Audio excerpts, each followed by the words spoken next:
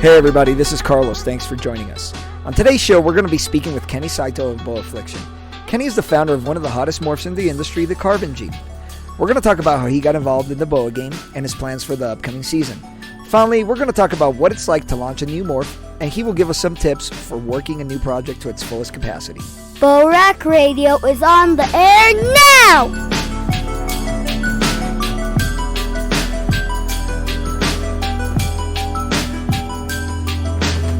Welcome everybody to Boaffliction Radio. I'm your host, Carlos Rojas of Morphs Unleashed, and with me is my co-host, Chaz Shillings of Low Key Boas. Chaz, what's up, brother? What's up, man? Thanks for having me. Yeah, man. Glad to have you on here, dude. So I hope you're enjoying your Memorial Day. You guys do anything today? Anything special? We took my my buddies Can-Am out on some trails down south and nice. Box Canyon, like in Florence area. Oh, and, yeah. Just been hanging out, man. Doing a little barbecue right now and just enjoying the day with friends and family. And I'm excited to be back, man. Thank you for having me very much. Yeah, no, glad to have you. Thanks for jumping on today, man. So, Chaz, I'm super excited about our guest today. It's our good buddy, Kanny Saito of Boaffliction. So, Kenny's based out of California, and he's well known for his work with Aztec boas and other morphs, but really the thing that most people know him for is the fact that he's the founder of the Carbon Gene. So, Kanny, welcome to the show, man. Howdy, boys. Thanks for having me, and happy Memorial Day. Yeah, happy Memorial Day, guys, and shout out to all the Gold Star families out there that have sacrificed, and also shout out to all our active duty and veterans. Absolutely. So, guys, really wanted to get Kanny on the show, and for those that haven't had a chance to know Kanny or know about Kanny, Kanny has really been pioneering and kind of spearheading probably one of the hottest morphs right now in the market, which is the Carbon Gene.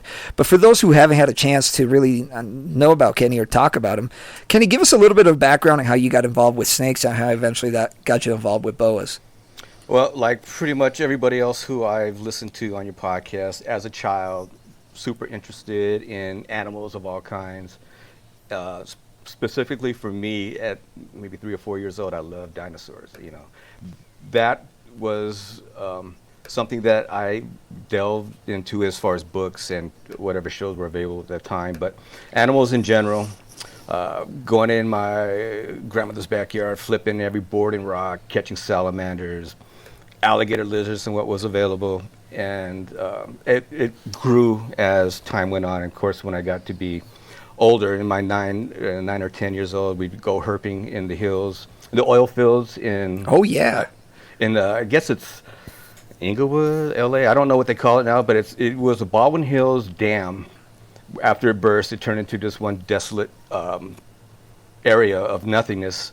And we used to go out there, ride our bikes as little kids, go up there and just catch snakes, gopher snakes, king snakes, swifts, or whatever we could find. So my love and interest of reptiles grew from there. And a funny thing too, because in where I lived was the Crenshaw district, is South Central LA. Right. There weren't many reptile stores, but there were a few in Culver City and such. But there was one obscure location off of Santa Barbara, which is now King Boulevard near Crenshaw, and it's called Sharkey and Simpson, or was called. And it was, I throw that out there because I've Googled it and I have yet to see anybody mention it but it is this building. You walk in, it's humid, uncomfortable, dark. And in there, once you walk through the doors, it's wall-to-wall cages, aquariums, walk-in enclosures, all reptiles. And really? Wow. It was the craziest heaven for a child like myself to have that close to home. And from there, I started getting into getting my own snake. And of course, like I heard everybody else, parents were against reptiles and such. So it took a while, but eventually I got garter snakes. And my mother allowed me to have them in the garage. And that was, for 3 years, that's all I wanted until I saw my buddy have a boa constrictor. And that just, it took me into another level because of the way that it looked, the way that it moved. And the scales were totally different than the keeled scales of a garter snake. Right. Yeah, and he was an asshole because he never let me hold it, but I could touch it. And so, for whatever that was, but it eventually brought me towards my wanting that morph, or not morph, that species. And so Right. it took a couple years, but eventually I got one. And I kept it in the garage. And at some point brought it into the house. I think I was, 11 or 12. And this is going to be a shout out to my mom because she hated the fact that any rodents being eaten. The goldfish with the garter snakes were fine. Yeah. She didn't like it, but it wasn't, terrorizing to her. But she did hide the fact that I had them in the house. She hid it from my father. So shout out to Mama for that. That's a big step. So that's how I got into appreciating the boa constrictor through all the very animals that I've had or appreciated in the past. Right, man. So let me ask you, when did you kind of start delving into morph boas? When did that whole thing begin? Okay, this is going to be a little bit of a long one, but I'll give you Go for it, short man. it out. I've always wanted to do. We've always had friends that say, "Listen, when we had our own place, we're going to do this, and I'm going to have a damn zoo. I don't care what you say, Oh, yeah. blah blah blah blah blah." I think that's all of us in college, so- bro. Yeah, that was me. Man, yeah, yep. And so I bought a house, raised 2 kids, and it took a while. But as long as I remember, I've always had 2 things. No matter where I went, including my wife's parents' house when we first moved in at 17, I brought along snakes and aquariums. And shout out to them for letting me do it too, because I've had Nile monitors, I've had snake heads in a bedroom Oh, man. in their house, and eventually, I've had everything. I don't want to start going down the list, but I pretty much had everything under the sun. So after my kids grew, and I had a boa constrictor in the house, and I even had a hognose, but as my kids got older, I decided that now was the time, because I started making big money, and that we had a party room in the back with a pool table. We used to play cards and such.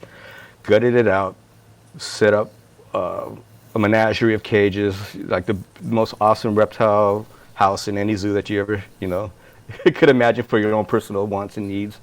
And I started collecting animals and raising hognose, crested geckos, had indigos, satanic geckos, all these odd, weird things that I used to see on TV or read in the books that I could now get because of the way the market was. And so I did that. And I had a couple boas. And so I even had Peruvians at that point. Ooh, nice. But as time went on, I had to realize that there's no money coming in when you do stuff like that. There's no way. I couldn't sell shit. I couldn't sell a hognose to save my life, or a crested gecko.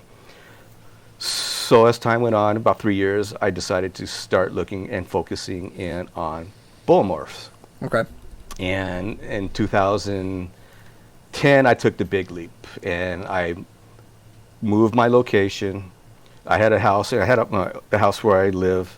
I set up there, but eventually I moved out to a house not too far away, and started over and got Freedom Breeder racks. Did it right, Freedom Breeder racks, and some visions and such. And then I decided, and I started with brand new stock. And so I bought a group of boas from Tracy Parker, and Steve Ehrig, bought a big jungle from him. I'm going to throw some names that people made. Shout out to Steve Ehrig. He made the best jungles.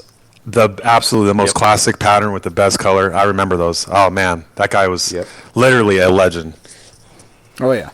Nicest guy on the planet, too. And I'll explain that later when we get our shout-outs towards the end. Because he shared a lot of information with me on the inside and some of the dirtiness that goes on with other breeders. Right. And then I don't know if anybody remembers Jeff Carr. West Coast. Mm-hmm. So I bought a couple RLTs from him and some other stuff. And so basically that was the beginning of Boaffliction. And that's when I started to do the stupid stuff like buy T-shirts, business cards, set up a website. But the T-shirts sell more than my snakes do, so I guess it wasn't that stupid. You have great T-shirts. So that's where so comfortable. I still wear your T-shirts you sent me like 5-6 years ago, man. When I'm cleaning, they're the best. And dude, they're so comfortable, especially the blue one. I've always liked that one, man. Oh, is that right?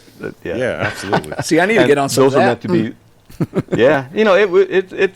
They were stocking stuffers, really. I mean, it was basically padding and marketing. You have a good logo too, man. You have a good logo, and it looks good. Well, and thank you. So that was the beginning. Shifting from a hobby collection into that idea of trying to get into more of a breeding collection. Was there any sort of event? Well, no. When Yeah, I'm sorry. When I decided to reinvest into that collection, that I had a certain thing in mind, and the number one thing was the Aztec VPI T positive. Brian Tannery had one. I saw it, and I said, okay, well, that's going to be my goal for now. Eventually, always, of course, you're going to want to do a snow after that, and if you're crazy enough to, you have the time and luck, you're going to make a moon glow. So that was my initial quest to get into spending the big money on the boas and such. So did that, and also had purchased a lot of other stuff. I got a couple sharp albinos, super. It was a possible super ghost that proved out later on, thank God, and some other things. But eventually, I narrowed it down to just focusing on what I liked. Like everybody else says, if you're going to do it, do what you like. So I managed to move a lot of that stuff out that wasn't geared towards the bringing the Annery, Aztec, and VPI together at some point down the line. Right. So that's the beginning of what I wanted to do, and that's where I'm at now, actually. Yeah, no, dude, that's actually really great because it shows that your early focus is now kind of paying dividends later on. You know what I mean? Was there anybody that kind of mentored you or people that inspired you when you were getting started in this process? Absolutely, and it is, and I'm sure a lot of people are going to feel the same way. That Tracy Barker really gave it her all when she sold me the group. She told me how she breeds and certain things that she does, the tenting and all these other things that never heard before. And of course, everybody goes online and goes to the groups and hears everybody's opinions on how they should breed and cycling and all these other things. But I had read all that and tried it. But she really told me some things in regards to husbandry as well to try. And lo and behold, I paired up the an Aztec that I bought in 09 or 10. Yes, right. 08, I bought it in 09, and then paired it with a 100% het adult female that I got off for really cheap in a package deal. Right. And out of the 3 or 4 pairings I had, my very first trial or trying, it hit. That's the only one out of all of them that hit. And so, it was because of her mentoring and such that I did that. And also another mentor that I had early on was Steve, SDI. He kind of gave me some insight on how some of the people are in the industry, and he shared with me some of the violently ignorant emails that he received from somebody who was sabotaging the market. Right. Steve was, I think, the first one to do a Aztec jungle. Mm-hmm. And I think that was in 2010. And he reached out. He did the right thing. He reached out to everybody who was in the project. We talked about pricing points and certain things and such. And so as soon as it was learned that he had that litter, the prices dropped elsewhere. And it basically just destroyed the project for everybody, including myself. And that's when I dumped all my sharp. My sharp breeders, because I saw where that was going. So, and I focused on VPI thereafter. So he opened my eyes on a lot of things and basically supported me on that. So that's early on, and that's before I met Chaz and everybody else. Yeah. I'm right there with you, though, Kenny. I think it was right around that time, 2008, 2009, that I first reached out to Tracy. And, man, I can't tell you, Dave and Tracy Barker are some of the most humblest, most knowledgeable, passionate. Just their books. Absolutely. I was so, what's the word, scared, but I was just so nervous reaching out to them through a friend to purchase a snake. And when she replied, well, there's a level of intimidation when you're dealing with somebody that well known. You know what I mean? Yeah, absolutely. You look at the website, and at that time, the VPIs, they're still a unbelievably great gene, but she had all of them. They are VPI, and so. I remember getting my first VPI boa from her and just being staring at it, just being and then the same with Kenny, the same way she kind of mentored me. She's really, really patient. She will actually answer emails, and she answers phone calls. Yeah, absolutely, man. And I can't imagine how many people try to call her and how busy they are, let alone with with writing and with the amount of animals they have. But I'll second that, man. People like that.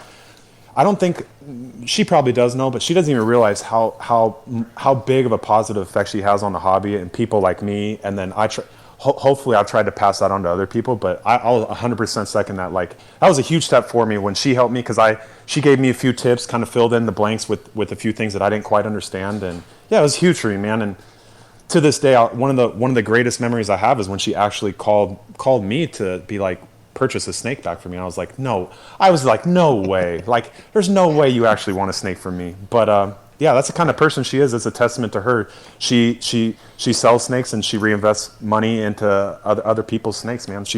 They're just unbelievable people, man. I can't say enough great things about Dave and Tracy. Yeah, no, and I think I can third it if I can, because, one of my first pairs of VPI snakes actually came from Tracy, because what I ended up doing is I ended up picking up a 2.2 Hypojungle VPI pair, right? And one of them, or two of them, were actually possible hets, right? And and when I was searching, she'd be sending me pictures, and eventually I just went to her and I said, you know what, Tracy, you pick whatever ones you feel are going to prove out, and I'll trust you based on your own opinion. And she picks them out, and guess what? Both of them proved out. And that actually helped me get established. Nice. And mind you, this is like back in 2005, dude. You know what I mean? Big money. Big money back in those days, right? Yeah, man. That's when, it's crazy. That's when I first met Tony Green, and that's the first time I ever saw a visual VPI. And I was like, oh my God, like that was such a big purchase, such a rare snake that, she just, kudos to her, man. Kudos to her that she would actually help you out and try to pick something out for you. It's nice, because it's not, I don't think you'd find that across the board, No, absolutely. She genuinely wants you to be successful, and she genuinely takes the time to put you at ease, and it's paid off. Look how it's paid off for Kenny. She changed Kenny's life. She had a positive effect on his collection. The same with mine, man. Yeah, same here, man. So Kenny, let me ask you, what are some things outside of reptiles that you're into, or things that, kind of pique your interest?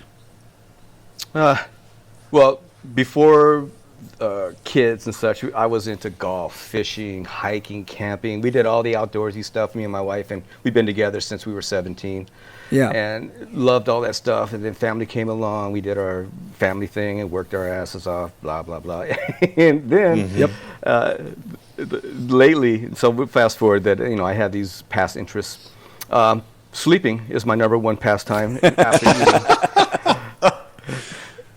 Then after that is, and it's right now, what am I doing? I'm looking at culinary school as a possible way to get out behind a desk, which I've been doing for 30 years, and I just hate it. Yeah. Working in a garden right now. I'm trying to get a garden going with me and my daughter, bonding. The archery and hunting was huge. I was loving it, and I loved it so much I destroyed my elbow and my shoulder. Yep.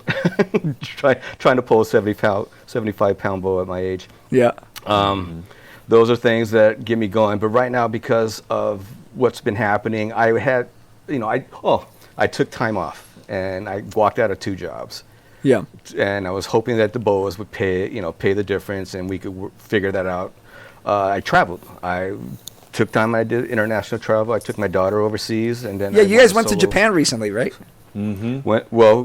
I went to Japan, loved that. That was awesome. And went to Israel and then Jordan and did these things, because this is my bucket list. What I'm doing now, before it becomes an actual need for a bucket list, I am living my bucket list now. Hey, good for you, bro. It's a little selfish, man. I'm on my back 9. I'm going to do it. I have life insurance, so if anything happens to me, my family's going to be okay. Yeah. Yeah, man. No, good for you, dude. Chaz, one of the things I don't know if I told you about is I've been trying to nag Kenny to come out here to Arizona to visit us. Yeah, I've been trying to get him to move out here. Yeah, dude, he should. I'm trying to get him up here to Flagstaff to just come deer hunting with me up here. He'd love it up there, man. He'd love it up there. Yeah, man. But yeah, man, it's a great place, man. It's affordable, it's safe, it's cheap. It's a little different in LA, but I understand that's where he grew up and that's what he's comfortable with. But man, I would love. Oh, I'm not. I'm sick of this place. I went out. Yeah, you're more than welcome to come over here, man. There's so many great little spots in Arizona. But yeah, dude, come on out anytime. I was just telling Carlos earlier that my wife's niece just bought a place in Prescott Valley. And they are super excited. They live in Carson, California. They don't even see what I see, and they're excited to get out there. And I've been looking at Prescott nice, and man. also North. It's nice. Yeah. You get 4 seasons out there, right? It's not absolutely where you're getting blasted. Let's talk a little bit about what you're currently doing with your collection and maybe some of the things that you're currently pursuing. So right now, what's your primary project focus? Right now, because I want to duplicate the carbon litter to show with different breeders to show there's a consistency in the contrast, the colors, and so forth, just to show that it's a very viable gene. And the good thing about it is Chaz has quite a bit of what I have. He's going to be able to help me out with that part, and eventually, hopefully, make it easier for people to be willing to invest the kind of money that the project deserves. That's number one. Number two is the outcrossing I decided to do in 2015. And so I bought into a pair of IMGs from Weitzman, and that was going to be some of the outcrossing things that I was going to do and bring the carbon into the IMG. And then eventually I bought into the Labby Fire project with Jeff's stock, which I'm grateful that I did, because you saw what he did with that Labby Annery. Yeah. No, I think that's a a smoking combo, man. That's fantastic. Yeah, those two play really well and together. It's still it's not even second floor. Yeah, and it's and that's only the beginning. I mean, it's just there's so much more you can do with it, and there's so many other projects genes that I'm not even going to bother trying to get into because I'm so far way behind, and I don't have the space or time to do it. Yeah. So there's so much more to be done for everybody who's willing to take the chance to get invested in it. And I'll second you on that, man. It is hard. It's hard to do it all. Like a good friend of mine used to say, man, like you can't do it all. And he used to be like, I'll gladly let someone else do it and kind of maybe get back into it down the road. But all the projects and stuff, yeah, I've been very fortunate to get some great animals from Kenny, and I've been working on the same type of thing he said, outcrossing, and hopefully, when I'm able to make something good, that it's good for both of us, man, because the project is unbelievable. Like, I was fortunate enough a week or two ago to make some really nice VPI Aztecs with the red rum pastel gene, nice. And they're all 100% BEA, and man, they're just unbelievable, and it really speaks to the quality line of Kenny's the Aztecs, which he kind of glossed over, but the Aztecs that he used to found his founding group of Aztecs were some of the most unbelievable, heavily patterned, heavily red undertones that you'll ever see. And when he made that first litter, I'll never forget. I was literally I think I was surfing through some forums, and that's when I came upon it. He had literally the reddest Aztec that you'll ever see, and I was like, oh my God, who is this guy? I just remember thinking this is the best Aztec I've ever seen. And that's when they're still relatively very new. I want to say it was 2011, Kenny? 2010 or 11? Yep. Yeah, man. So actually 2012 was my first litter.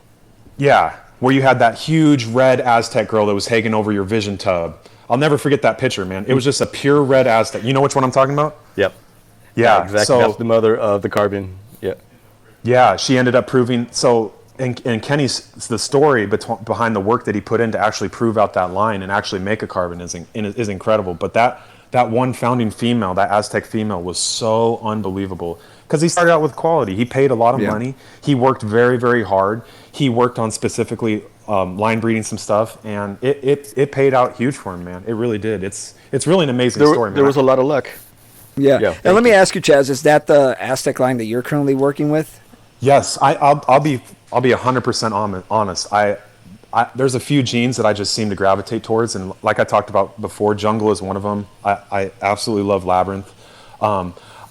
Aztecs are not one of my favorites, but I will say I absolutely love Kenny's. The Aztecs that Kenny makes are heavily patterned, super connected saddles, and then when you start talking about his BEA stuff, they're just intensely black, crisp black snakes with silver. They're just the highest quality Aztecs that I've really seen out there, man. And I wouldn't buy Aztecs from just anyone, and I've been fortunate to get all my stuff pretty much from Kenny, man. And it's been a huge blessing, man. His animals are always healthy, they're always big. It's just a testament to him, man. Like I can't say good enough things about the snakes I've gotten from him. Yeah, no, and the only reason that I ask is because I actually have a couple Aztecs from you, right? And then one of the Aztecs that I have from you is kind of how you guys are describing, just an extremely red Aztec. It ain't a pastel or nothing like that, you know what I mean? Mm-hmm. But the level of redness, you would swear that this thing is, that it's a red rum in a lot of ways because it's so red and so thick pattern. And that's Yeah, the thing I man. love about Carlos, Kenny do you have too. some of my Aztecs? I think I do, sir. Oh, go ahead. No, I was going Well, to then say I that's the can't thing. sell you anymore. You're done. You can never have enough. You can never have enough. No, Because I was going to say, like, the thing about Kenny is me and him text a lot. Like, Kenny's really, really smart, like real creative. He'll take a long time and he'll stare at his snakes a lot, and he's been able to identify a lot of markers. And me and him are both working on like the markers, like what does this paradoxine mean? What is this? You know, he's gotten red splotches on black-eyed aneries, and he's got yellow and all these different color variations, and he really takes the time to inspect all of his litters and see like what he's gotten, and he's working on proving out, well, what does this mean and what does that mean? And he puts a lot of time and effort and, like, I don't know, heart into his pairings and, you know, the animals he keeps back. Yeah, that's awesome, man. And I think that kind of speaks to what we talked about during your podcast, and that is the fact that, you know, you try to focus on quality to really improve your entire boa game, right?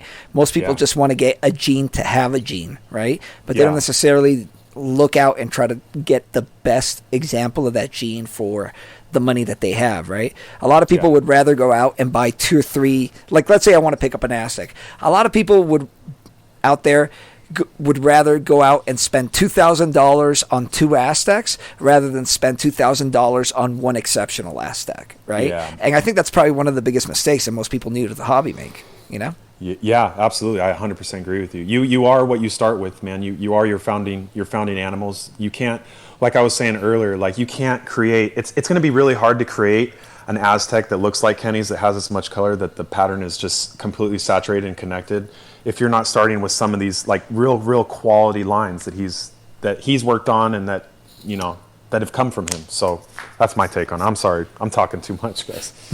It's all good, man. No, that's great, man. Break. So, Kenny, let me ask you, man, what are some current projects that got you excited? Well, my latest investment, which is the Labby. I'm really looking forward to see what that can do. And I didn't get regular labs like everybody else has the VPI versions of whatever. I got the Fire because I do believe the Fire is a gene worth investing in. I held back 3.3 Aztec Fire, well, combination Aztec Fires and regular Fires that are 50% poset carbon black-eyed anery. So because when you invest that kind of, when you hold back that kind of stuff, you're investing in the future, which means you're going to have to buy more racks and you're going to have to spend so much more money getting these things up to size and breeding them. So it's, you know, you're talking 10, 15 years down the line just before you probably will see anything come to fruition. So it's a huge investment. It's not, you know, one of those things, I'm going to try it and see what happens. But it really takes concentration and dedication to see these projects through. So that's the one thing that I really am looking forward to, and whatever pops out in any future litters. And I've been lucky to have anomalies in every single litter that I've had so far. That's awesome, man. And then we're going to talk a little bit more about that later on, about how you end up working some of those potential anomalies to see if it's something that will eventually prove out. Yeah. I know one thing that I love doing just in general, whether it's ball pythons or boas or whatever else, is I love messing around with dinkers, right? I like seeing something unique in an animal and trying to see if it's going to be inheritable. So, I totally get that, man. Exactly. So let me ask you, what are some important lessons that you've learned when you set up your reptile business, when you set up Boaffliction? Lessons I've learned is basically trial and error. Everything is a lesson, and you're going to make mistakes. I've made them, and I've wasted tens of thousands of dollars trying different things. I'm really just fumbling through it, to be honest with you. Every day, it's just everything's new, and I don't know what I'm doing, and I'm figuring it out. One thing is that I did run into financial issues in 2015-16, and it was because of Chaz coming through again. He basically not only supported me in the very beginning, he also bought a lot of stuff, invested in the stock, and carried me through some hard times. And one thing that when you're starting a business, you have to maintain your market value and other things, but don't sell under a panic-ish situation. You have to find other ways to do it if you're going to have any reputable, and I've tried to do it. I mean, I'm guilty of doing some things. But right now, I've priced my shit high, and you don't want to buy it. That's good. That means you're not invested in the project. You could care less about the project. People who buy into it care about the project. If anything, that's a credit to you, Kenny, because not everyone's the same, and you keeping the value of your animals says a lot about you. It says a lot about the people you previously sold to. It says a lot about what you think of the project and how much you value it, because that's not the same across the board. And you didn't do me any favors, man. I was glad to get the animals I had from you, and man, I think that says a lot about your character, and that's why I touched on previous issues, like buy from people that you think have good character, that you're comfortable with, that take the time to talk to you and you have respect for as a person and as a boa breeder. Yeah, well, thank you. Yeah, man. You know what? I'm glad that you guys brought that up, because I actually had this conversation with another relatively well-known boa breeder, and he, at the beginning of the year ran into some financial issues. He reached out to me, and he was like, "Hey, man, I recently lost my job. Would you be interested in purchasing these snakes? I'll give you like a smoking deal on it and everything else."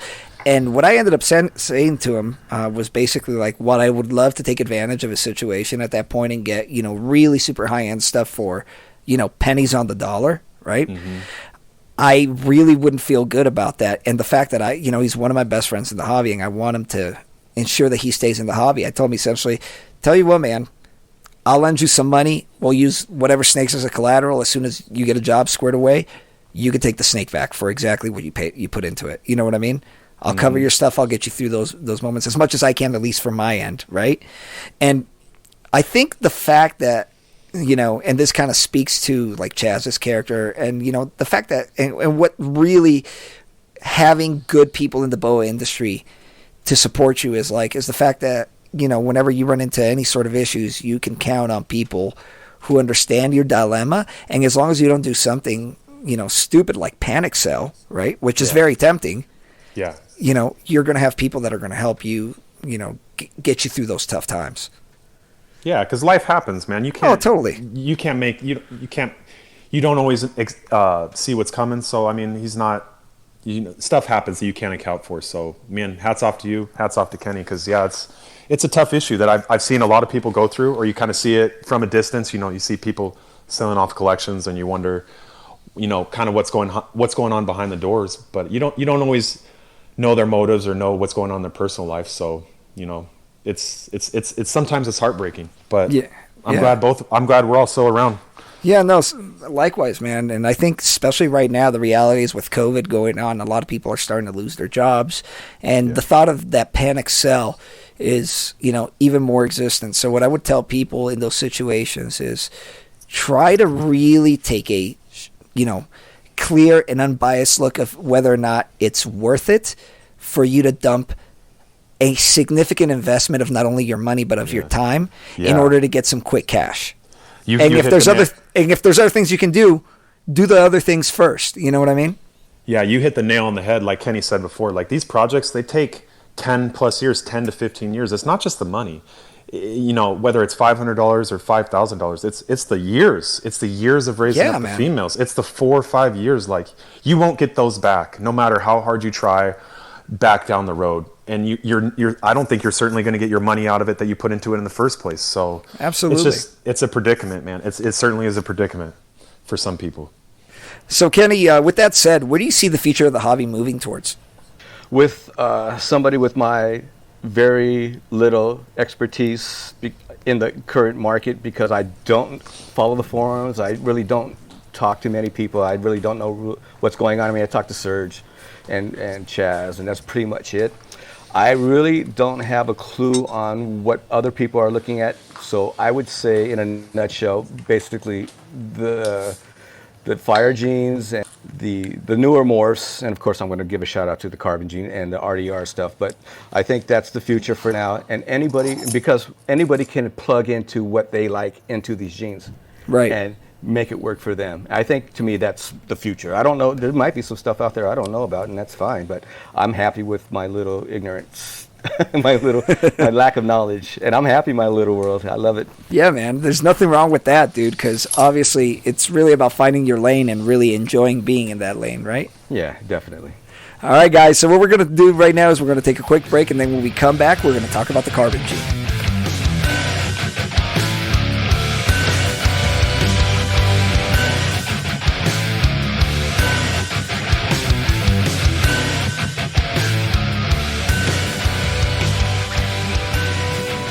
All right, guys, we're back. So now I want to take a little bit of time to talk about the carbon gene, since we have Kenny on the call.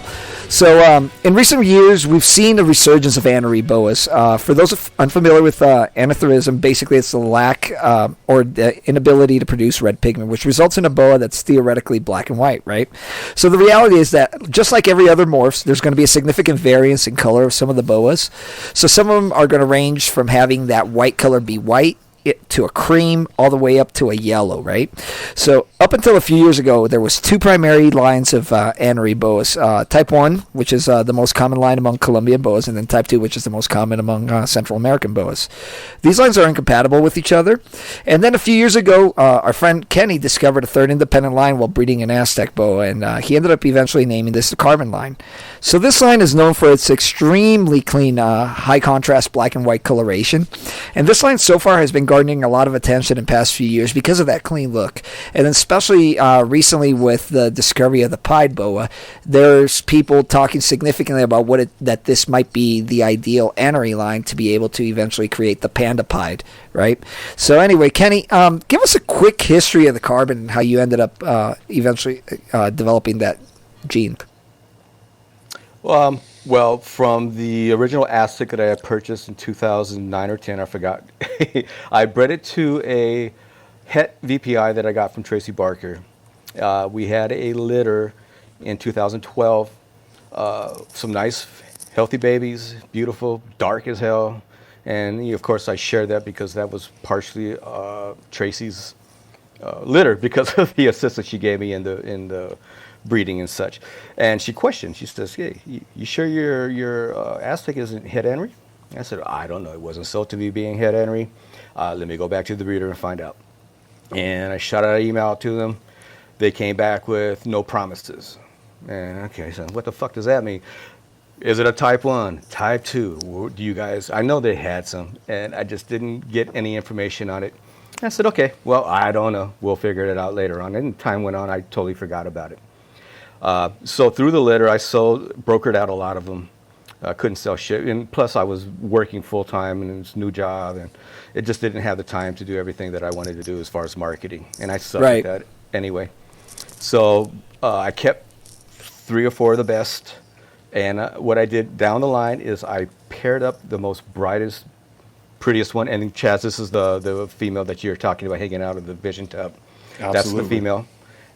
And I held back one of these normal males that just had, and I see a lot of the babies now that I have from the 2019 litter have these same colorations and these odd looking red tones on the lateral dorsal, and below the side marking. It's all over the place, but you can kind of tell it's breaking through some lines.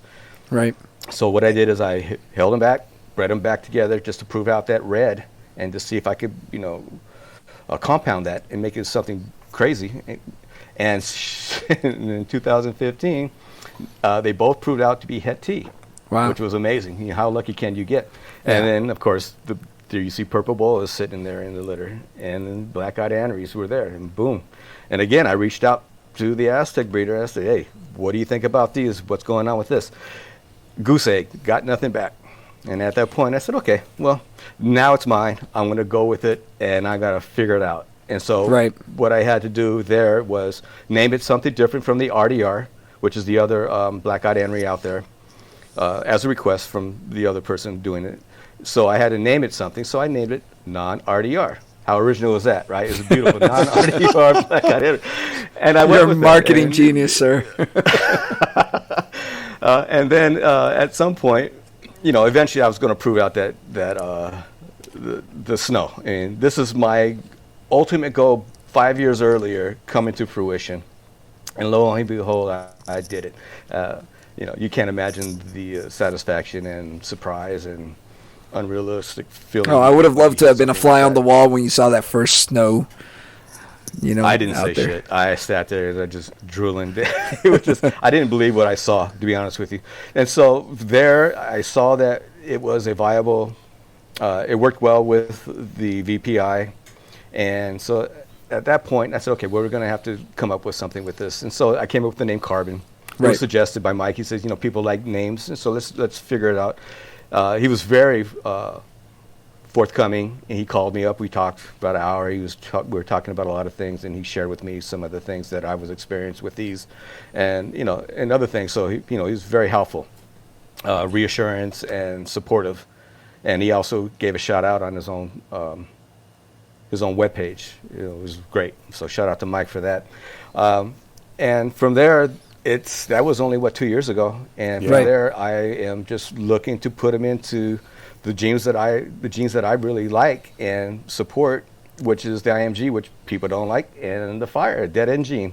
And so we're here we're going to go down that road that doesn't even exist. It's not less traveled. It doesn't really exist because nobody has these genes. I think only 2 people on the planet has ever seen a normal carbon, Right. which is me and Serge, and then only 3 people have seen in person the Aztec version, and they're very different. It is, you know, until I produce another carbon litter from a different pairing, I'm only 98% sure I like what I have. Until I do that, until I'm 100% happy with what I have. Yeah. I'm 100% sure I like. that's- I'm 100% sure I like what you have. Yeah, same here, dude. Well, thank you. Let me, for 1 second. I think a cool side story was that when 2 years ago, when me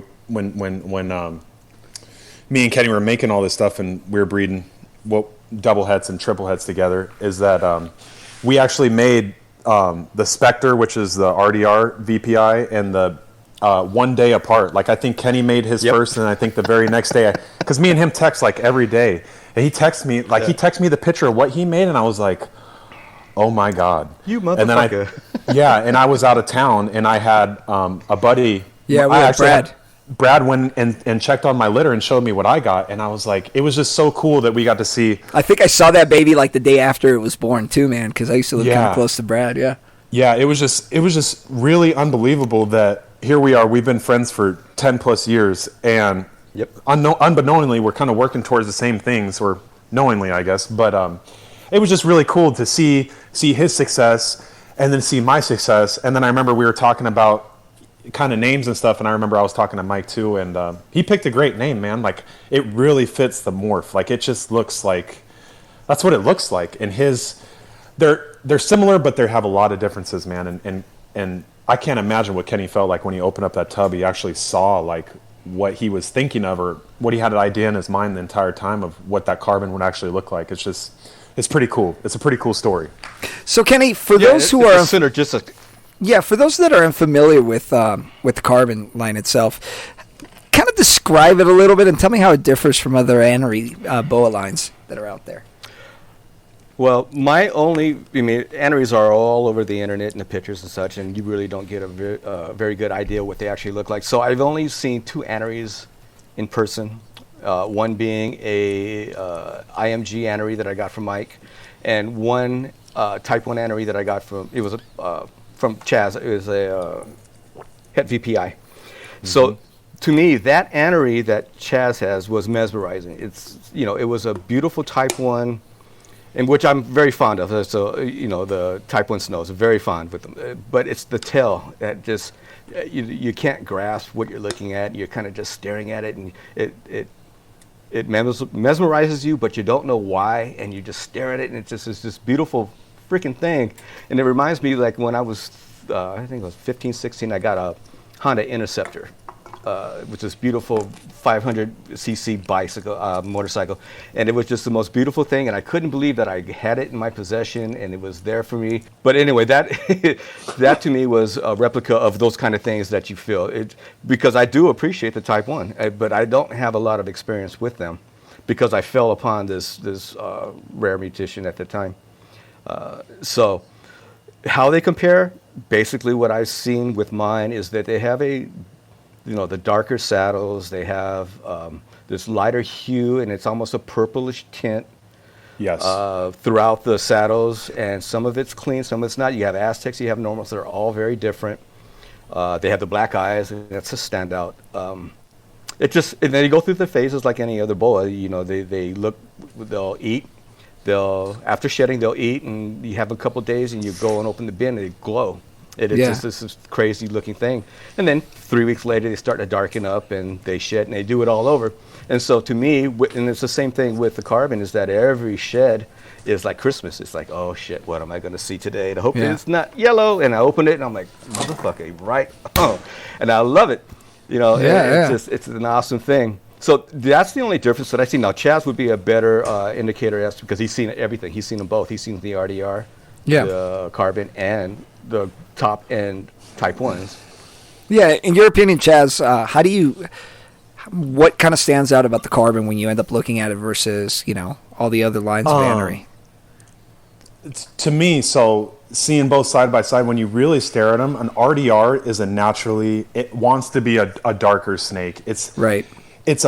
So I think part of it is a testament to Kenny's the quality of maybe his Aztecs and some of the very, very intense red color. But for me, when I've gotten Kenny's black-eyed Anerys, let alone separate from the Aztec, they're a little cleaner. They're just a crisper black.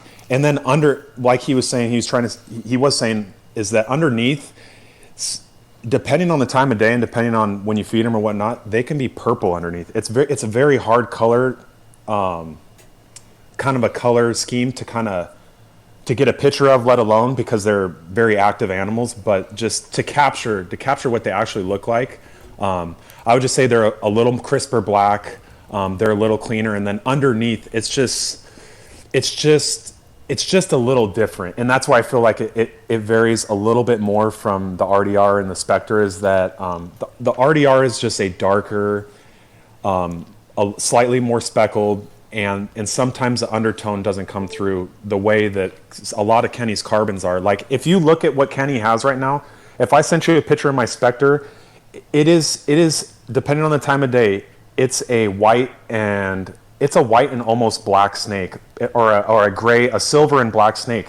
Kenny's Spectre or Kenny's carbons are the undertone can be stark white, like a crisp, almost bluish white, but then it's contrasted with a very, very clean black. I don't know if I'm making sense. That's what I've seen. No, absolutely, man. Like I know just from what I've seen, it's almost like a bluish purplish hue. That's the best way I can describe it, right? Yeah. And comparatively to my Spectres, a Spectre is a awesome snake, and they go through a lot of color changes. But a Spectre is more of a silver. It's more of a silverish, and sometimes gray. It's more of a silverish gray as opposed to Kenny's carbons. Really, really get very white. And right. It's not to say we can't get there. They're two different genes that, well, personally what I think, but I could do more refining on my end, but Kenny, I feel like Kenny's more ahead of me on that aspect, but they're very, very unique snakes. I've never seen anything like it. I was flabbergasted when he sent me those pictures of those. I just couldn't believe how it's like a crisp white, and it's just different. I don't know, it's just different, man. It's a different color palette. Yeah, man. And honestly, dude, I think having this different line of carbon really kind of adds to the hobby because, as you kind of mentioned, each one of the lines of Anery coming out there really provides us like a different ingredient, right? And absolutely. Depending on what you're trying to do with your collection or what your direction you're trying to move towards, one of these lines might be better for you than another line, right? But having the ability to bring in a snake that has a white background, right? Yeah. Like a truly, truly white background into any project, that really, really is super, super powerful if you think about it. Because right now the reality is most of the snakes that we see that start with a white background eventually turn into like a buckskin color as they age, right? And thus far, like the carbon gene really hasn't demonstrated that. I think of it this way, and I've Yep. Well, I think of it this way, and I've heard other breeders that you've had on your podcast say, we're nothing more than artists. We have a limited color palette, and that's how I view it. I view myself as an artist. We have a limited color palette, and the more different colors we can add into the color palette, it's the possibilities are unknown. Who knows how it interacts with these other genes that we haven't even began to touch, and you don't know it. I mean, we're still look how long Sharp's been around, and people are just now starting to produce true purple Sharps. Right. You just really have no idea how these different lineages, and let alone the morphs are going to interact. So we need stuff like Kenny's Black-Eyed Anery badly. It's something that we haven't had. It's something that's very, very new that we haven't been able to mix in anything, and it has unlimited potential. Yeah, for sure, man. So, Kenny, what projects are you currently working on using the carbon? So, go ahead. Yeah, no, I know you've touched on a couple of us that you're throwing a little bit of fire on there, but what else are you kind of working on that you're?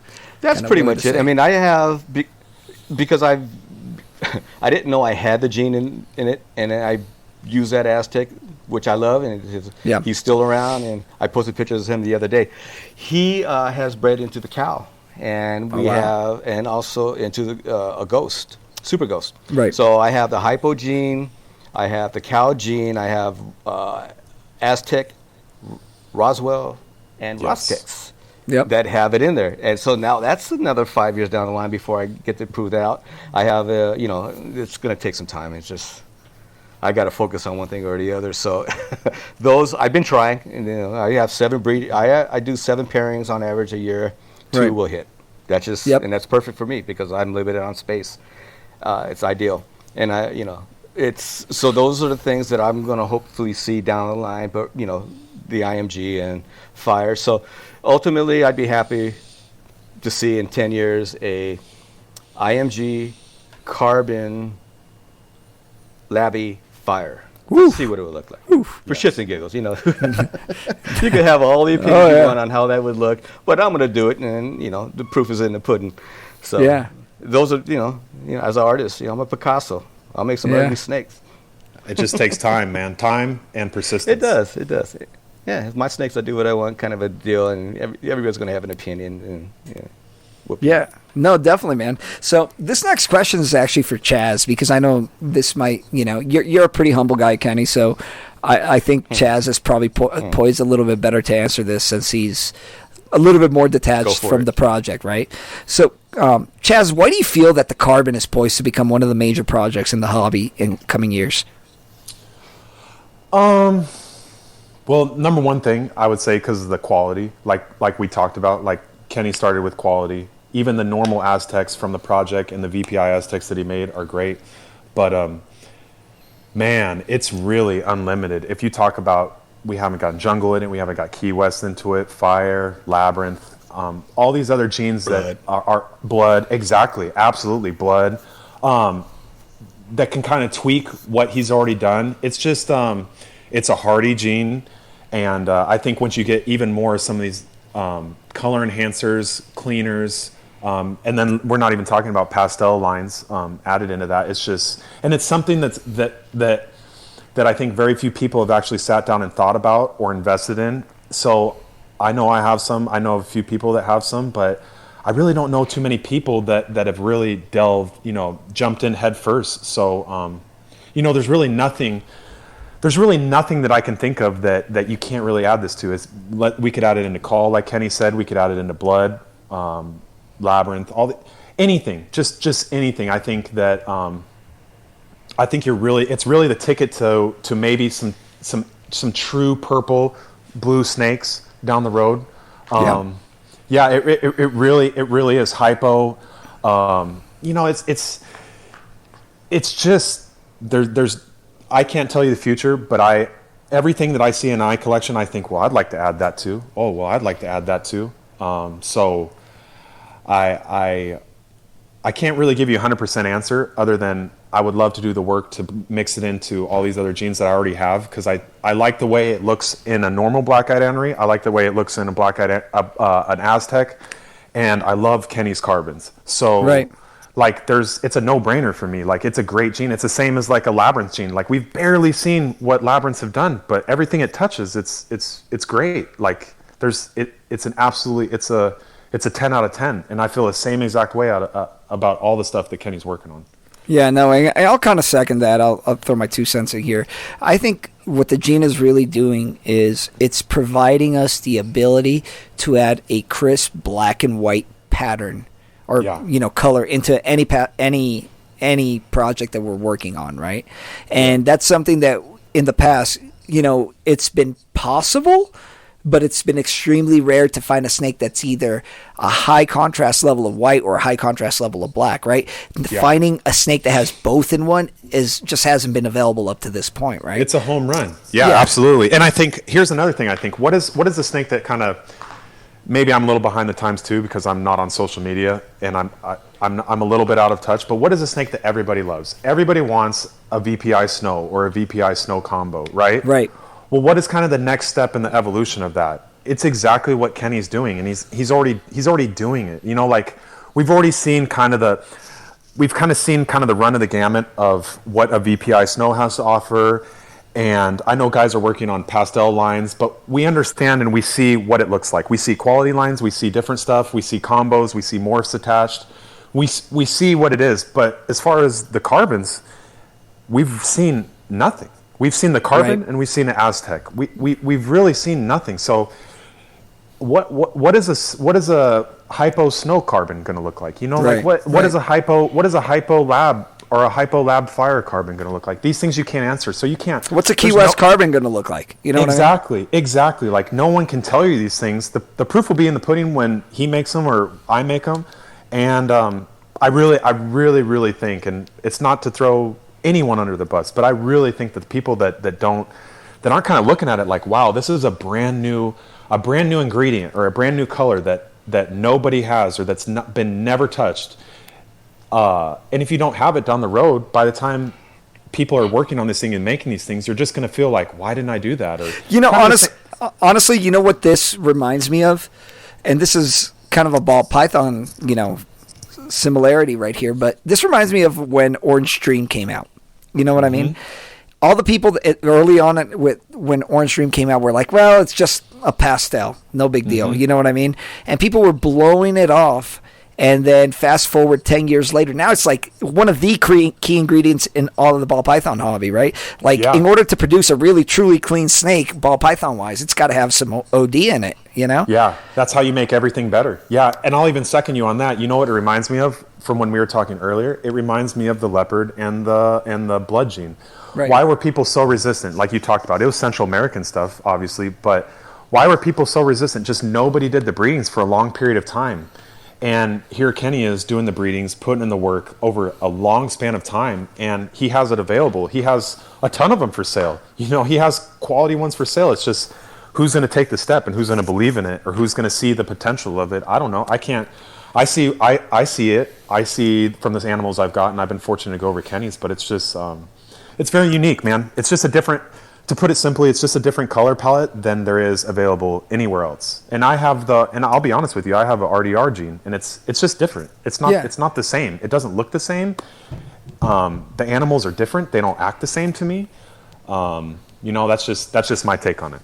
Yeah, no, and I'm with you now. I'm now bought into the project with Kenny, and then obviously I have some RDR animals over here at my place. So I get it, man. To me, I treat them as completely different ingredients, right? And they're being utilized for different purposes in different projects. But I think that kind of serves as a really good transition to our next topic, and that's really talking about dinkers and how do you work a new project, right? So one of the things that we've heard is from the carbon to the scoria to the TNS gene, we know that sometimes new morphs tend to pop up randomly in captive collections, right? The days of new morphs being imported from overseas are slowly going away. Though there's still a possibility, they're now a rarity, right? Versus how back in the days, that was really the only way we were getting new genes, right?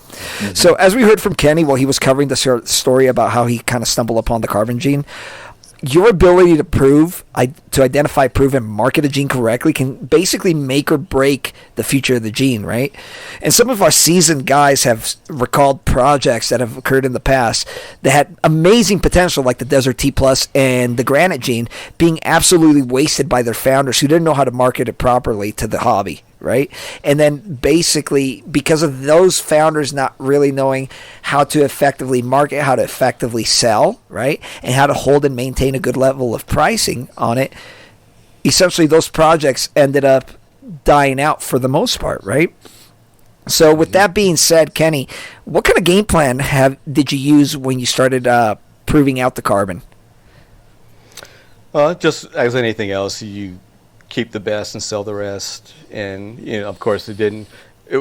With the exception of one or two people, it didn't sell. People weren't into it, which was fine. And I'm thankful now. I needed the money back then, but it didn't pan out the way I wanted it to.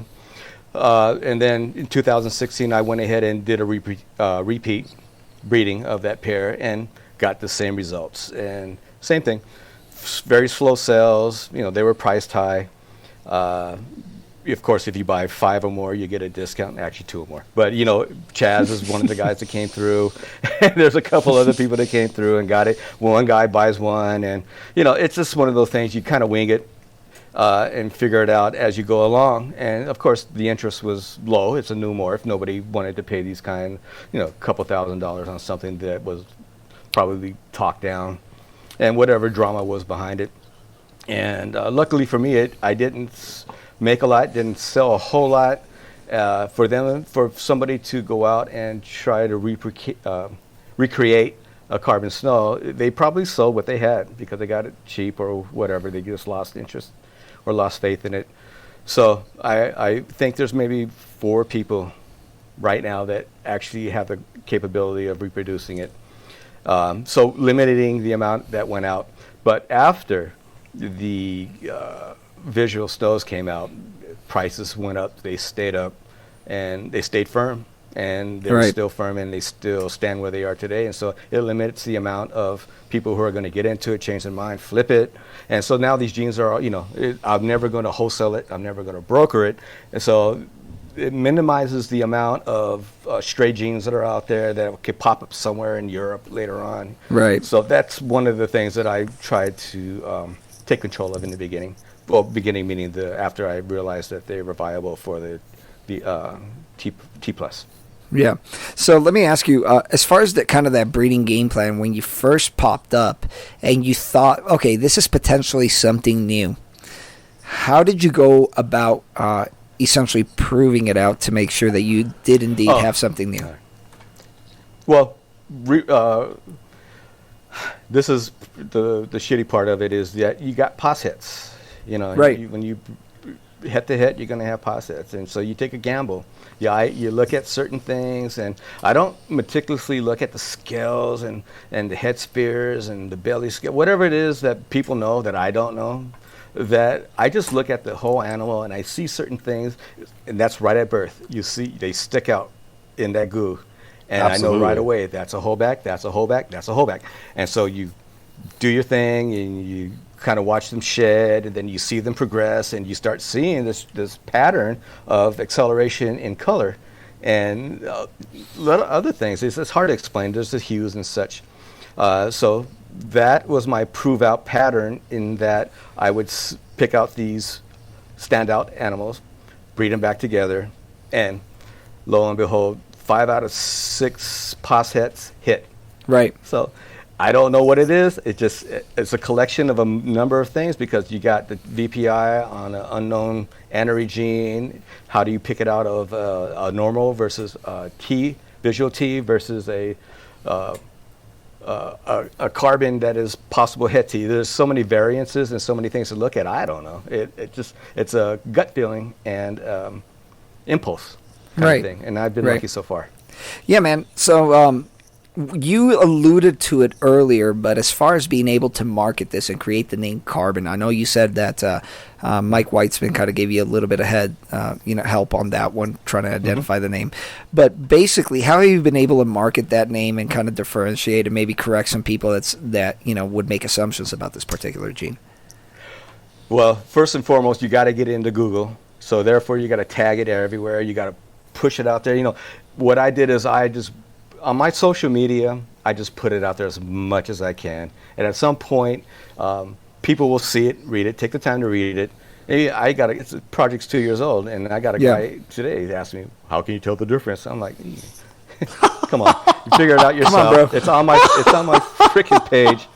So you tag it and you do the hashtags. And now if you Google or one search carbon boa, it'll come up. And then you do your research, you be a big boy and you figure it out yourself. Right. And it was on my, it's on my Facebook. It's the history page, picture by picture. It's for everybody there. Nothing is hidden. Everything is there for anybody else to investigate, do their own research, and figure out if it's something for them. Yeah, you know what? I'm way glad to you do brought it. that up, because I think one of the things that has killed projects in the past, right, is the lack of transparency, right? So, for example, recently we started talking a lot about this granite gene, right? And this granite gene is pretty badass looking, man. It almost looks almost pied-ish. But the problem is when you go out to the guy that originated the gene, he doesn't want to tell you a damn thing about how the gene works, what it's what it's associated with, how it ended up popping up, other than it was a random mutation that ended up occurring. He won't even tell you, how it reproduces. Is it codominant? Is it recessive? He won't tell anybody, right? Yeah. So that dude is essentially He didn't shooting. know? Yeah, well, the thing is, the dude is shooting himself in the foot on that, and I remember, I think it was especially when he's asking those prices. yeah, exactly. And I remember, I think it was TJ Blevins or somebody else, shout out to TJ out there, that ended up bringing up the fact that somebody had seen one of these snakes at a local reptile show. And the guy basically had like a bare bones setup, right? He had basically a tablecloth and that's it. No lights, not like about as unprofessional of a setup as you could potentially get, right? And I'm not trying to shit on the guy, but it is what it is. The dude isn't he's asking really big money for that particular gene, but yet he's marketing it with a bunch of mystery associated behind it and asking ridiculous prices, right? And if somebody's going to drop a significant amount of money in the tens of thousands for a particular animal, you got to be as transparent as possible, because essentially you're partnering up with that person, right? Yeah. Their success is directly tied into your success. You're right? buying from them and you're trusting from them. Yeah, I think a little bit of education goes a long way. And especially in the boa world, I've noticed that, especially I look at myself, I haven't been very good about educating people about stuff, but I look at ball python people and they're putting videos out all the time and they're doing podcasts and they're doing all this other educational stuff. And I feel like it gives people, I've talked about it before, but Justin Kabalka, he informs people and he educates people about what they're buying and what they're seeing and kind of the combinations and how they interact. So when he's asking $5,000, $6,000, $7,000, people are comfortable. But yeah, right. if you're at a show and you're not even going to tell me if it's recessive or it's codom, it's not a good start, man. It's going to be very, very hard for anyone to justify in boas spending that money and taking that time to actually prove it out. It's just, you're buying, exactly like you said, Carlos, you're buying from the person. You're trusting the person. That's why I said you want to have a person with high character, a person that does things the right way. And I mean, he could be a good guy, but he's not putting in the effort to educate people. Right. And at the end of the day, if you don't put in that effort, that makes me feel like you do not feel that my investment into your project is worth my time, right? Yeah. Or it's worth your time, right? So therefore, why would I want to drop, $10,000 or $15,000 into your particular project, right? So that kind of brings up a really good question, Kenny. When you finally proved this out and you ended up hitting that snow, how did you decide, number one, who to sell to at the beginning of the project, and number two, how did you even, establish a baseline price for your new morph? I only let one go. It was a female, and it was an Aztec version. And $12,000 sounds about right, based on what I've seen in the past on a rare mutation in a snow. It sounds about right. Guess who has that? You set the base price. Yeah. So, yeah. Take a guess. I'll let Kenny say. I'm not going to call him out, but Yeah. Well, he's already posted it, but Yeah. he's a local California guy. Yeah. See, I'm not on social media, but yeah, Sergio. Yeah. Yep. Good Yep. for him. So he took the dive. He went and we met in a parking lot, and I brought along with some examples of what I had. And so he's the only person that's ever seen a non-Aztec version of the carbon gene. Right. So he got a test for, and this is when it was only a couple months old. It's improved. It's gotten bolder, and things have improved a little bit as far as the coloration. So he's yet to see that, but he has an Aztec version, and I think only other person that has seen it was Roscoe. Yeah. When he visited. So who knows? So when you have something like this, either you're going to get inquiry. The pricing is the main point. You're going to have something that's going to be extremely high because it's rare. It's deserving of that price. And then you're going to have somebody who's going to want to buy a trio or a couple, and then you get a little bit of a discount with that. Those are serious buyers that I would consider, other than friends and people who I know are already well educated in all the mores, and they made their decision long before they even approached me whether or not this was something that they're worthy of, or that they felt that was worthy of their investment. Right. So Sergio obviously is, he's one of my favorite breeders, and so it was easy sell for him, for me to make that decision to sell to him. And anybody else, when they buy one pos head, it's like, why are you buying a positive? Why don't you buy a trio? Why aren't you going to prove it out? What is your goal? What is your, so I don't sell to these people, not anymore. And I used to just to pay the bills, but not anymore. So I held back my entire hypo litter from an high-tech het carbon to the original father of the carbon litter, which is a double hit snow. Held back every single thing because I'm not selling that to anybody, because what are they going to do with it? They're 50% het VPI. I need to see them grow out, and I need to see how the color changes, which, by the way, I cannot capture the reds, oranges, and these, I was going to say retarded, can I say retarded? Yeah. Retarded colors that are just incomprehensible, and I can't capture it on the camera. So this is my private little thing. Those are not going to be sold to anybody until I drop another litter, which is hopefully I'm going to do the same thing with a different 100% het T litter. Right. So I limit my sales, control the market, price them high. If they're willing to invest that kind of money, I'm willing to discuss selling to them. But again, when they buy one animal, it's kind of like, well, what do you have any animals in your collection? Okay, then let's talk. Where'd you get it from? All right, so I see you know what you're doing. Here's my price. If you're going to pay it. If not, I'll keep going. Yeah, no, that's great, man. And I think that's actually a really good model to end up following. One of the things that I think I had talked to Oz a while back about, and that's the fact that when he first started letting, snakes out for the Orange Dream kind of side of the house and a couple of other projects similar, is he initially allowed investment in only females, and the only way you were able to get a male is if you ended up picking up a female along the way, right? So I think those are really good strategies to be able to control market price the first few years. And one of the things that people need to keep out there, especially if you happen to stumble upon a new morph, is really the best way to control market price is to ensure that you end up establishing a good partnership with the people you sell with, right? Yeah. So that way, if those people run into any sort of financial issues, or maybe they decided to get out of a particular gene, at that point, that they give you at least the opportunity to have to purchase those original animals back first, right? Or at least allow somebody else who's invested in the project to purchase those animals instead of going out there and dumping them for pennies on the dollar.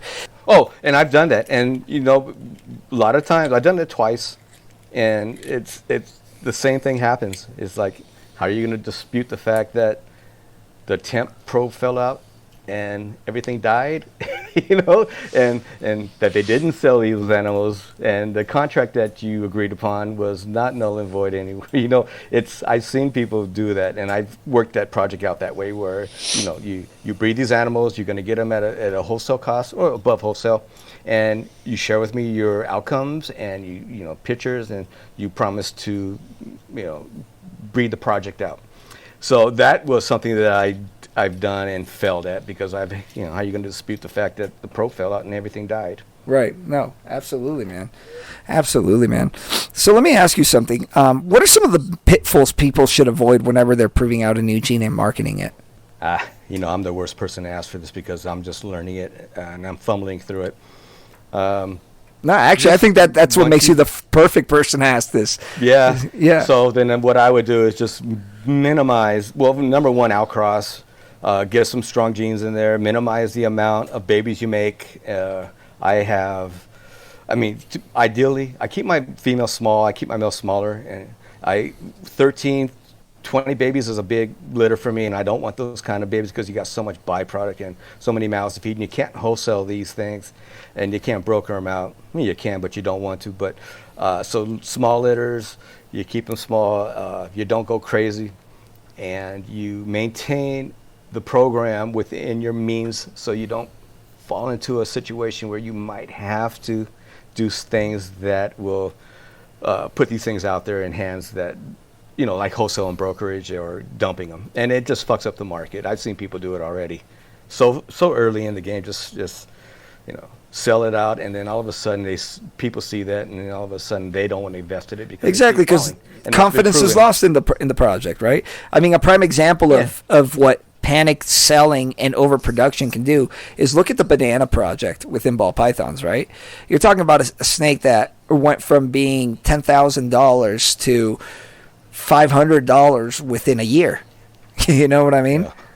So, I mean, that serves as one of the greatest warning stories, as far as that. And yeah. That's going to be the dirty dozen, so we'll save that gripe for later. Oh, yeah, man. So, Kenny and Chaz, any other tips, basically, in regards to working a new project? Take it, Chaz. I'm 100% honest. I'm with Kenny. I don't feel like I'm a pioneer of anything. I'm just kind of figuring things out as I go. I ask a lot of questions of friends, but I would say, if anything, me and Kenny have similar friends and similar mentors. Ask someone that's done it before. Specifically for me, it's Mike Weitzman from Basically Boas. Mm-hmm. He's a perfect role model because... Absolutely, Manning. I'd love to get Mike on the show. Yeah, Mike, if you're listening, man, we want you. He's really, really target. Mike. Yep. Yeah, he's really one of the godfathers of boa breeding. You're not busy, Mike. You just have to, yeah. I would love to hear what he has to say, but it gets into people who you trust, people who you look up to, picking your mentors in the beginning. Like right. Mike has pioneered countless dozens of projects, but specifically a lot of stuff you touched on is the Paradigm Project. Right. He did the same exact things you talked about with those. He held back, he outcrossed, he controlled females, and he controlled pairs, he controlled what he let go. He's done it all before. So I don't have the answers for you, but people like that, Tracy Barker, Mike Weitzman, Jeff Ronnie has done similar stuff. Pick people's brains that have been around and stood the test of time, and that have produced quality boas year in and year out. And they're kind of like they're the benchmarks of the hobby. They're really the people that you look up to. Well, for me, everyone's different. I'm giving you my opinion, which is, you can take it. It's worth nothing. But for me, just learn from people that have done it better. They're better than you and have done it for a longer period of time and that you trust. So I would ask Mike, ask Tracy, ask Jeff Ronnie, or whoever it may be for you personally. But if you have a question, man, those guys, because they've done it before countless times. Jeff's done it with the Labyrinths. Tracy's done it with the VPIs. Mike's done it with countless projects, but specifically what comes to mind is the Paradigms. And so that's my 2 cents. Awesome, man. All right, guys. So now we are going to take a quick break, and then when we come back, we're going to hit the Dirty Dozen. The Dirty Dozen.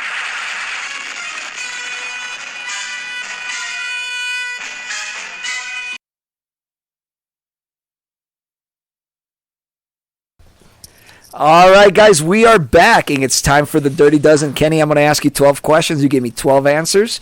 They can be as short or as long as you want. So let's go ahead and get started. All right, number 1, what is the size of your current collection? Just under 100. I have 15 on layaway, for lack of a big, that's a ghetto term. I'm sorry, what is it? Payment plan? Payment plan, and then I have 2 Liters Brewing, which could be another 50 added. So yeah, just a little over 100. Nice, man.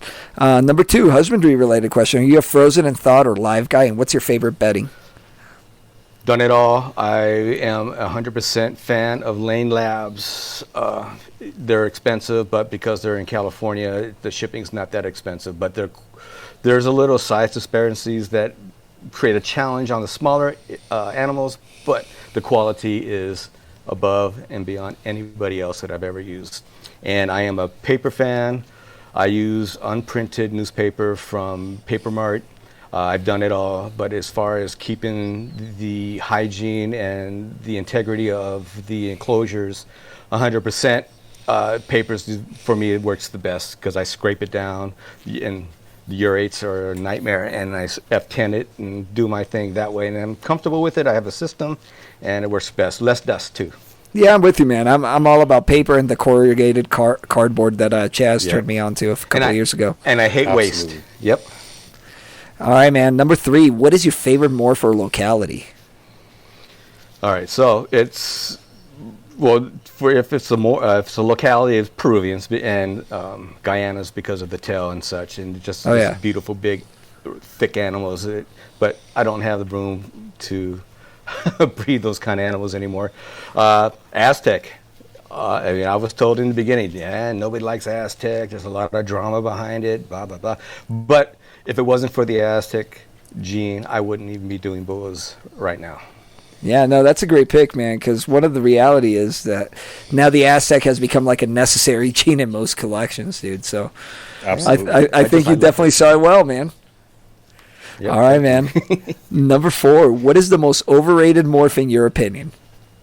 All right, so I'm going to be the odd man out on this one, and I'm going to go back to saying the Aztec was my favorite, but the most favorite everybody else that liked was the Motley, and I just could not get into the Motley in the beginning, back in 2010, because it just reminded me of the dark saddles, reminded me of the dark saddle, brown. It looked like saddles, the horse saddles. It just didn't do it for you. Just like a cheap 1970 suit kind of appealed to me. It just didn't work with me. That's great. That's funny, man. But man. I know everybody loves them, but that's the difference, and that's why boas are such a great thing, because everybody has a difference of opinion. I'm just the odd man out on that one. Yeah, no, it's all good, man. All right, brother. Yep. Number 5, what is the most underrated morph in your opinion? Fire. And it's black-eyed Henry, and but that's new, and it's going to have its time. And so we just have to be patient. But the fire, and it was destroyed because of all the drama in the beginning, and people calling it dead morph without even seeing what people have tried to do with it. And if it was a dead morph, would somebody as knowledgeable as Ronnie put it to their Labby?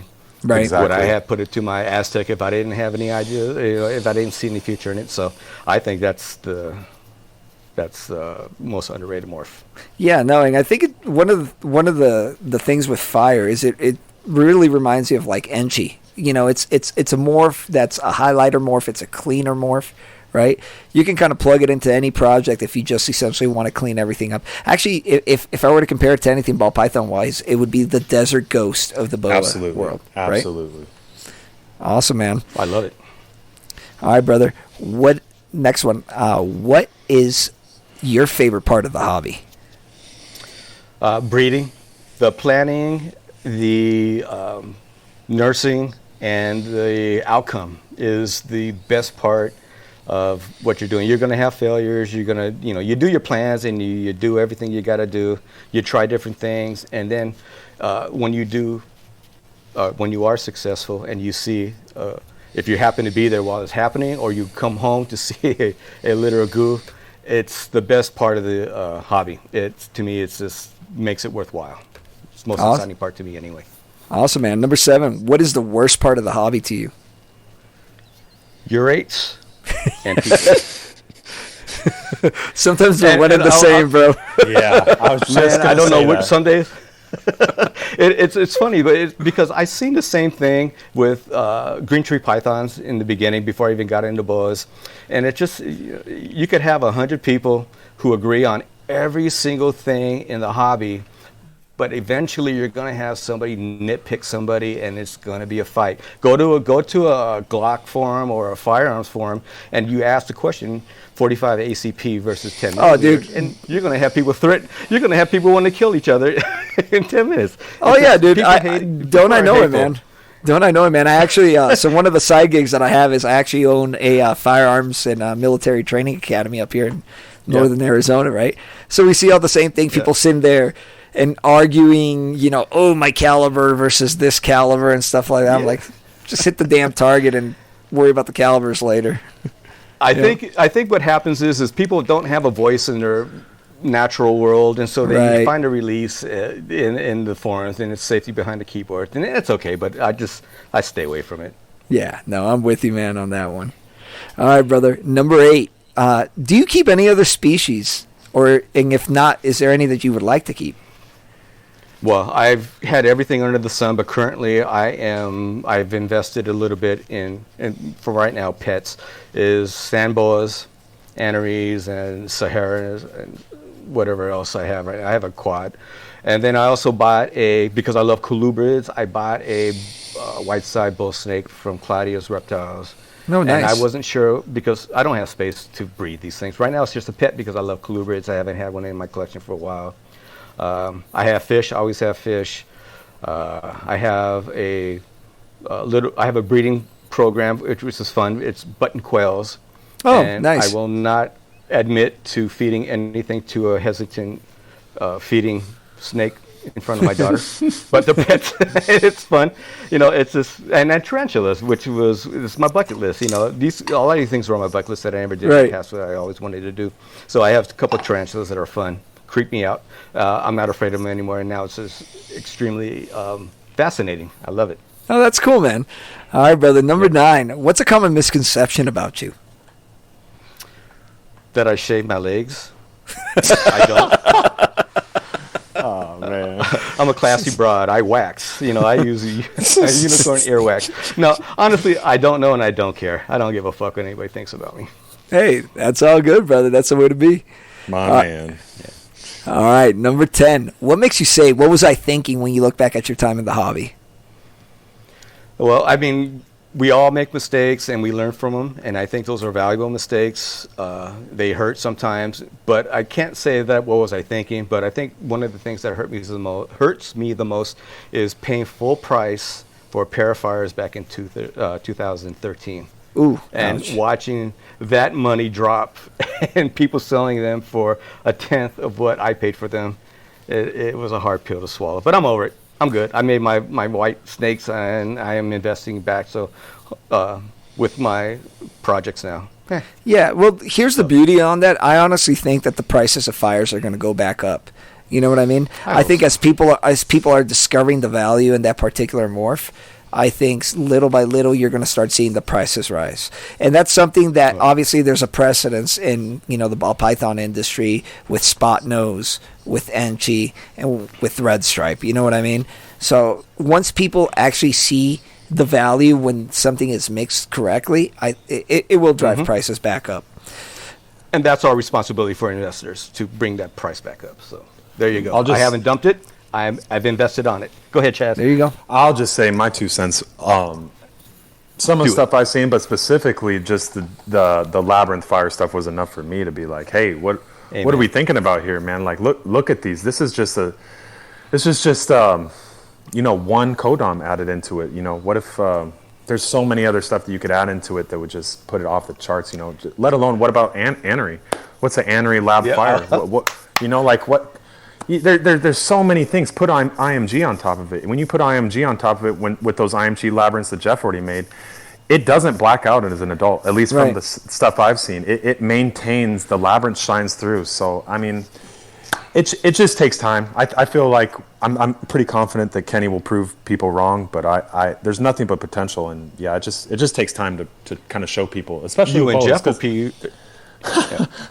I would love to make more of them, but it's just the species that we work with. We don't have the condensed amount of time, or it's not ball pythons. We can't turn these things around. And the projects can't get fast forwarded the way they are with boas. It just takes time, but we'll get there. Yep. We'll get there. Yep. All right, man. Number 11. What's one tip you would give the people looking to invest in boas and reptiles? Don't do what I do or did. And I'll give an example. I put $20,000 of reinvestment where I bought cages and Tracy stock and everything else on a credit card. And I turned that credit card and I put it over to a 18-month, zero interest balance transfer loan on Citibank. Actually, Capital One. And so basically what I had was a 18-month interest-free loan. That's crazy as fuck. Don't do that. And don't breed pos heads to pos heads. I mean, I've been incredibly lucky. I've done it. So anything you see me do, and I post everything I do online, don't do what I do. Yeah. I'm my own guy, and I'll make the mistakes you could, but don't follow me. I'm not an example. I'm not Charles Barkley. Well, I am Charles Barkley. I am not a role model. Exactly right. I'm paid to create havoc. Awesome, man. Number 12, Yeah. any Yep. shout-outs, guys? Chaz, because he was the first person to come by, see my stuff, prop me up on the internet, introduced me to Tony P, and he's been Yeah. a support. And everything since and today, and it's 10 years in the making, and he's always been a motivator. So thank you, shout out to Chaz. Shout out to my family, my mother and father for putting up with my shit, and my wife who just walked by, and my kids for putting up all this shit. I've had snakes and creepy animals all throughout the house all the time, and kicked them out of the house just now to do this podcast. And just creep back in. Shout out to Tracy Barker for her assistance and support in the beginning. Steve Eric for the insights that he's given me in the beginning. And to Chaz for his continued support. And for introducing me to Tony. And for Tony giving me insight. Tony P, by the way, everybody. Yep. For giving me the insight. I've been to his place many times, even after he got out of Boas. And he's one of the greatest guys. And he's given me a lot of information into the hobby and such. And to Carlos for doing these damn podcasts, man, because it really makes it fun, and I think it's going to be a huge help for everybody to listen to stupid people like me and to listen to the big boys. So when you get Jeff and Mike on these, I think it's really going to blow up. All right, guys. Well, that wraps it up for today. Kenny and Chaz, tell the people out there where they can see more animals or learn more about you. It's Boaffliction, one word, Instagram and Facebook. That's it. Chaz? I occasionally post some stuff on Morph Market, and you can email me at chaztech1@yahoo.com. There you go. Going old school. Yeah. Going old school with the Yahoo account. All right, brothers. Awesome, man. Well, guys, that is it for tonight. For those interested, you guys can find us on Facebook and on Instagram under Morphs Unleashed. And also, you can find the podcast on iTunes, Spotify, and every other podcast outlet that's out there. Thanks for listening, everybody. We are out.